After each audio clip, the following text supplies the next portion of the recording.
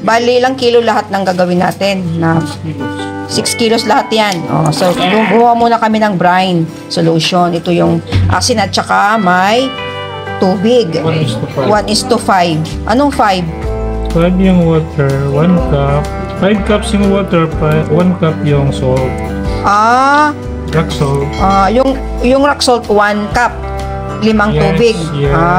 5:1. Ito yun siya. Marinate for 30 minutes. 30 minutes lang na sa brine solution na. Yun. So, 30 minutes lang pong ibababad. Yes.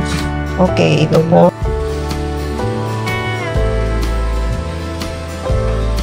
And, after 30 minutes na pagbabad sa brine solution, ito na po ang kalalabasan. Yan, i-drain muna siya dito for yan hanggang sama yan ang itsura po ng ating isda pag nababad sa brine solution. Yan, nagiging matigas. Yan, kaya para hindi siya malata or yung durog. Yan. Tapos ito ang gagawin namin, ibababad ito na sa konting di-drain muna, then ilalagyan ng vinegar. Yan. Anong purpose ng vinegar? Bakit lalagyan?